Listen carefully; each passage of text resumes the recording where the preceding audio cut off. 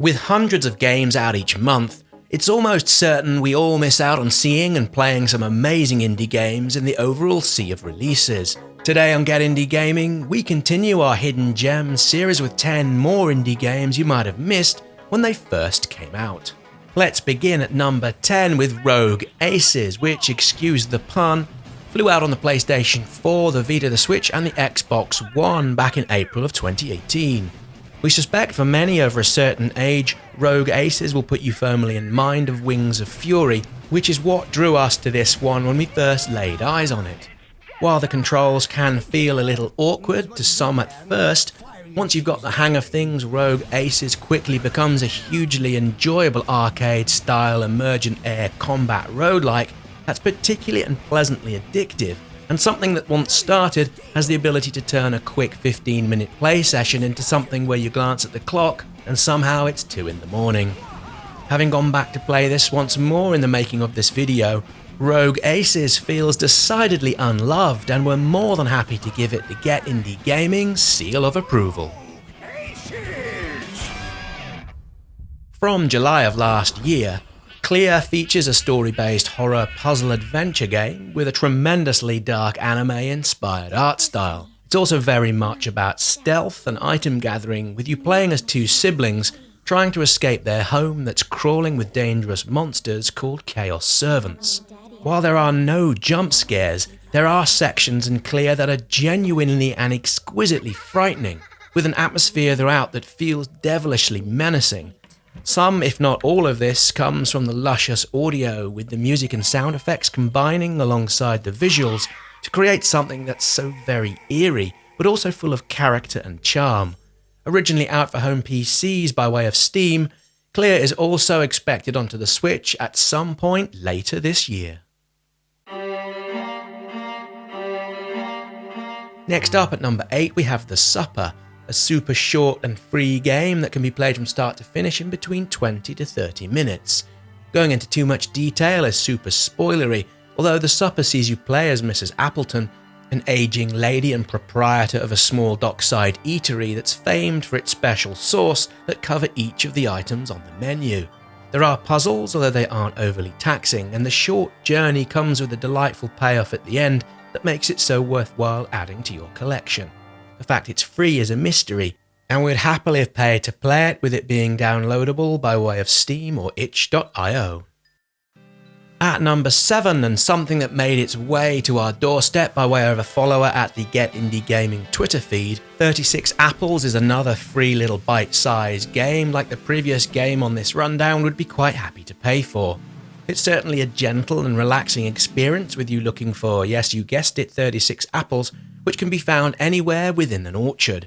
You'll get the most out of it by way of exploration and finding the hidden paths and little secrets amongst the orchard's differing locations. 36 Apples has plenty going on within its 30-minute playtime to be well worth picking up.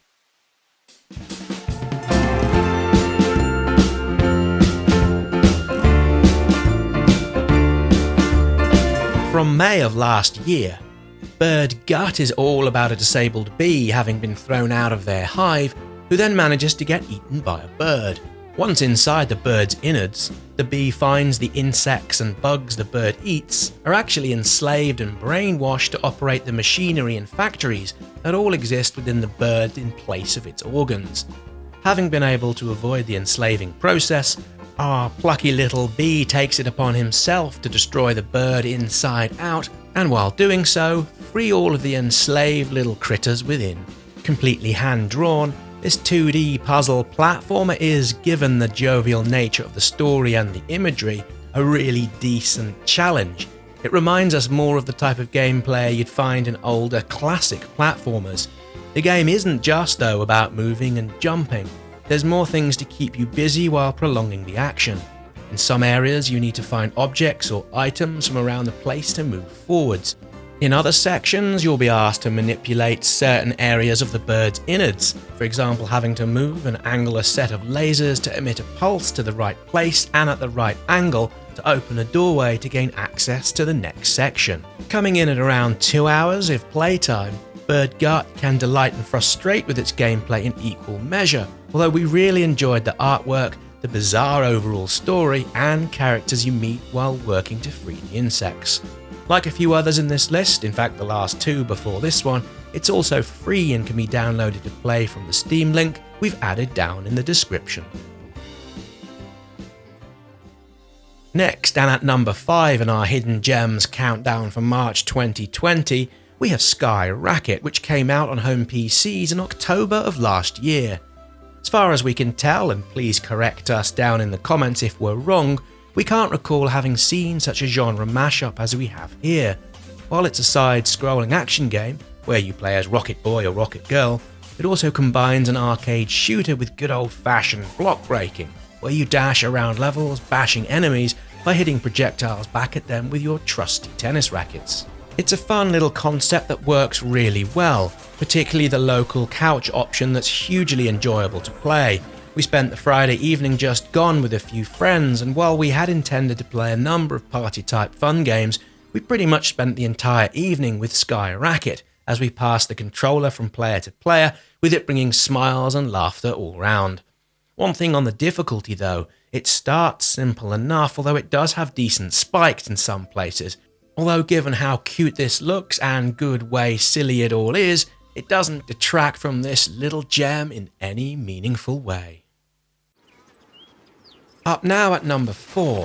While we have covered Lonely Mountains Downhill before, we wanted to give this delightful downhill bike racer game a little further signal boost. Now we really love playing this one, and to our mind, what makes it all gel so well together comes not only in how beautiful this all looks from the low poly artwork perspective, but also in how it sounds. The rustle of the leaves in the trees, the sound of the bike as it tears or in our case tiptoes down the mountain feels so perfectly measured. What's more, the lack of the in-level musical score is just so very fitting for what Lonely Mountains is all about, and feels an inspired choice in the overall design. As for the courses, as one of us is a keen bike rider, from roads to crits to slopestyle and downhill, they all feel naturalistic enough and each have multiple ways and shortcuts you're able to take to get to the bottom of the run. Put simply, this bike racer is a dazzling achievement, and we'd love to see more people, particularly streamers, getting hold of it. At number 3, and possibly and arguably the most well-known game of this month's rundown, or to those people that know it, The Adventure Pals had its initial release back in April of 2018. To be honest, while we recall picking it up at the time, it's only been in the past few weeks just gone that we've started to take another look and began playing it once more. Now it's very clearly inspired by many classic platformers, but that doesn't really matter. Here you play as Sparkle the Giraffe and a rock simply called Mr. Rock. With 5 different worlds to platform and fight your way through, the controls are simple and intuitive, while the platforming is super spot on. Going back to this has been a real pleasure, and while there's nothing in the Adventure Pals that wouldn't trouble you past having to redo a few bits here and there, it's all the better for it. It really works well for both adults and children alike, particularly as we often talk about the couch co-op aspects that all of us here at Get Indie Gaming really enjoyed. There are a few things here and there that could be improved, particularly in screen slowdown when things get really busy, although from what we recall this has improved from the initial launch. If you're a fan of platformers and are looking for something that's suitable for players of all ages, The Adventure Pals should, if you've yet to play it until now, be way high up on your wish list. It's also available to play on all of the usual consoles.